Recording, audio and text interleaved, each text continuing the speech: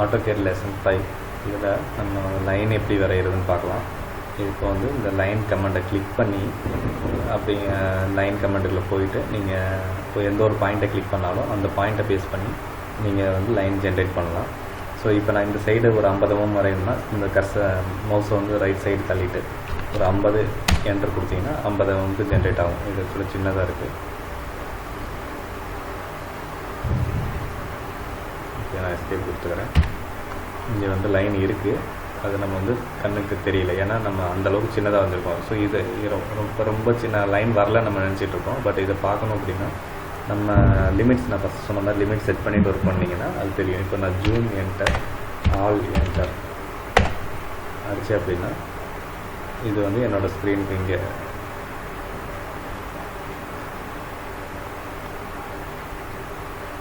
இது வந்து நான் லிமிட்ஸ்லேருந்து வெளியில் வரைஞ்சிருக்கேன். அதனால் என்னோடய லிமிட்ஸ் ஏரியாவையும் அது ஜூம் பண்ணி கொண்டு வருது. ஸோ அதனால் நான் வந்து இப்போ ஜூம் என்டர் ஆல் என்டர்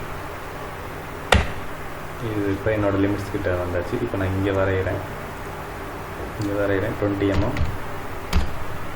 இப்போ இதுதான் 20 mm. ஸோ இப்போ வந்து நான் மேலே வந்து ஒரு 50 mm அப்படின்னா மேலே கர்சரை வச்சுட்டு 50 mm கொடுத்தேன்னா இது மாதிரி.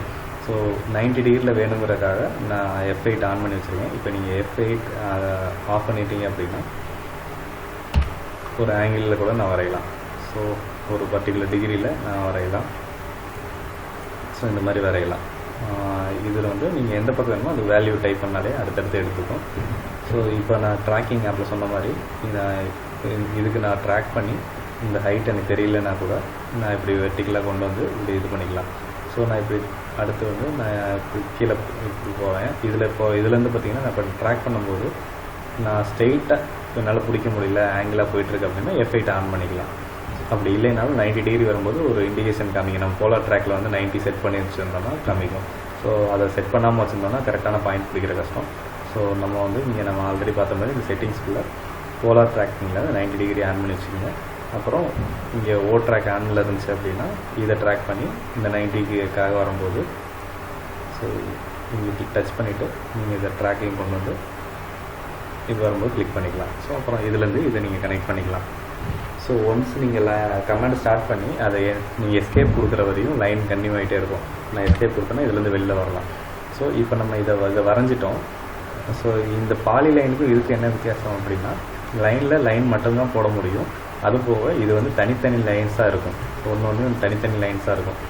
இப்போ நான் வந்து இதை டெலீட் பண்ணணும்னு நினச்சேன்னா இந்த லைனை மட்டும் என்னால் தனியாக டெலீட் பண்ண முடியும். டெலீட் கொடுத்தா டெலீட் ஆகிடும். இப்போ நான் அண்டு கொடுத்து பேக் வந்துக்கிறேன். அண்டு இது இந்த சிம்பிள் தான் ஆக்சுவலாக நம்ம பண்ணதை டெலீட் ஆனால் ஒரு இது பண்ணுறோம், ஏதோ அந்த ஒர்க்கை திருப்பி பின்னாடி போகணும் அப்படின்னா இதை கிளிக் பண்ணால் நம்ம பின்னாடி வந்துடும். இல்லைன்னா இங்கே வந்து யூ என்டர் அப்படி கொடுத்தாலும் நான் இது வந்து பின்னாடி வந்துடும். இது ரீடு, நம்ம திருப்பி ஃபார்வேர்டு போகணும் அப்படின்னா அது இதை யூஸ் பண்ணிக்கலாம். ஸோ இங்கே ரீடுன்னு டைப் பண்ணாலும் இது வந்து பின்னாடி வந்ததுலேருந்து மறுபடியும் ஃபார்வேர்டு வரும். ஸோ அடுத்து இது பார்த்திங்கன்னா இது வந்து லைன் வந்து தனித்தனியாக செலக்ட் ஆகும். ஸோ இப்போ பாலி லைனில் எப்படின்னு பார்க்கலாம். இப்போ வந்தீங்கன்னா இங்கேருந்து அதே மாதிரி நான் வரைகிறேன்.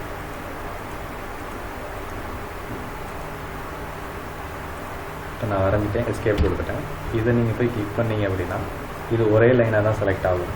ஸோ இதை வந்து எதுக்கு அப்படின்னா இது கண்டினியூஸ் லைன், பாலி லைன் அப்படின்னாலே ஒரு கண்டினியூஸ் லைனு.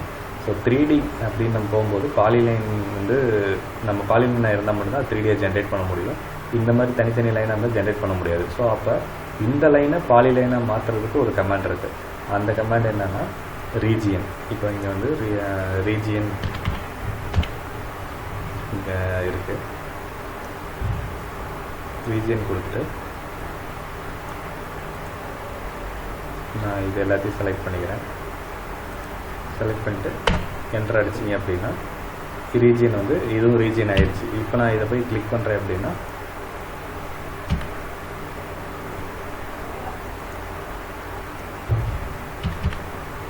ரீஜியன் ஆகலை.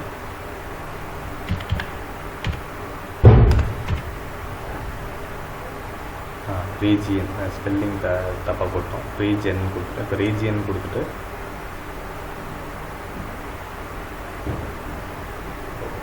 கொஞ்சம் ஸ்லோவாக இருக்குது. இப்போ ரீஜியன் கொடுத்துட்டு நான் ஆப்ஜெக்ட் செலக்ட் பண்ண சொல்லுது. இப்போ நான் ஒரு ஆப்ஜெக்டாக செலக்ட் பண்ணாலும் சரி, இல்லை நான் அப்படி மொத்தமாக செலக்ட் பண்ண, அதாவது நான் கிளிக் பண்ணிவிட்டு இப்படி கொண்டு வரேன், மொத்தமாக செலக்ட் பண்ணிக்கிறேன். என்டர் அடித்தேன் அப்படின்னா ஒரு ரீஜியன் கிரியேட்டன் வந்துருச்சு. அப்படின்னா என்ன அர்த்தம்னா, இந்த இடத்துல எல்லா லைன்ஸுமே ஒன்னோட ஒன்று டச் ஆகிருக்கு. ஸோ டச் ஆகிருக்கிறதுனால இது வந்து சிங்கிள் லைனாக மாறிடுச்சு. இதில் எங்கேயாச்சும் ஒரு இடத்துல நீங்கள் கேப் வச்சுருந்தீங்க அப்படின்னா 0 ரீஜியன் கிரியேட்டர்னு வரும். அப்படின்னா இதை வந்து சிங்கிள் லைனாக என்னால் மாற்ற முடியாது, ஏதோ ஒரு இடத்துல கேப் இருக்குன்னு அர்த்தம். ஸோ இப்போ வந்து இதை பாலி லைனாக நம்ம மாற்றியாச்சு. இப்போ கமாண்ட் விட்டு வெளியில் தான் இருக்கிறோம். ஸோ இப்போ நீங்கள் இதை கிளிக் பண்ணிங்கன்னா, எஸ்கேப் கொடுத்துட்றேன். எஸ்கேப் இதை கிளிக் பண்ணிங்கன்னா சிங்கிள் லைனாக செலக்ட் ஆகும். ஸோ இதுக்குரிய வித்தியாசம் இப்போ புரிஞ்சிருக்கும்னு நினைக்கிறேன். ஸோ இது பாலி லைன் அப்படிங்கிறதுல இன்னமும் என்னென்னா, இப்போ நீங்கள் ஒரு லைன் வரைகிறீங்க, இதுலேருந்து அதை ஆர்க்காக அப்படி கன்டினியூ பண்ணலாம். நீங்கள் பார்த்தீங்கன்னா இதில் கேட்கலாம் ஆர்க் அப்படின்னு இருக்கு இல்லையா. ஸோ இப்போ ஏ அடித்து என்டர் அடிச்சிங்க அப்படின்னா நீங்கள் அடுத்து வந்து ஆர்க்கு அதுலேருந்து போடலாம். அதுக்கப்புறம் மறுபடியும் லைன் வரணும் அப்படின்னா எல் என்டர்னு அடிச்சிங்கன்னா இதுலேருந்து லைனாக கன்வெர்ட் ஆகிடும். ஸோ இந்த மாதிரி கண்டினியூஸாக நீங்கள் 2 கமாண்டையும் நம்ம ஒரே நேரத்தில் கூட யூஸ் பண்ணலாம். சரி, ஓகே. அடுத்து சர்க்கிள் ஆர்க் வந்து அடுத்ததில் பார்க்கலாம். ஸோ இப்போ இந்த நம்ம ரீஜியன் பண்ணதை தனியாக மறுபடியும் பிரிக்கணும் அப்படின்னா எக்ஸ்ப்ளோடுன்னு ஒரு கமாண்ட் இருக்குது, அதை நோட் பண்ணி வச்சுக்கோங்க. எக்ஸ்ப்ளோடு கமாண்ட் கொடுத்தீங்க அப்படின்னா இந்த பார்ட் இது எல்லாத்தையும் செலக்ட் பண்ணி என்டர் கொடுத்தீங்கன்னா எக்ஸ்ப்ளோட் ஆயிரும். எஸ்கேப் கொடுத்துட்டு நீங்கள் இதுக்கப்புறம் போய் கிளிக் பண்ணிங்கன்னா தனித்தனியாக செலக்ட் ஆகும். ஸோ ஜாயின் பண்ணுறதுக்கு ரீஜியன் கமாண்ட் யூஸ் பண்ணுற மாதிரி பிரிக்கிறதுக்கு எக்ஸ்ப்ளோட் கமாண்ட் யூஸ் பண்ணலாம். ஸோ அடுத்த வீடியோவில் நான் மற்ற சொல்கிறேன். சர்க்கிளையும் ஆர்க்கையும் அப்படிங்கிறத பார்க்கலாம்.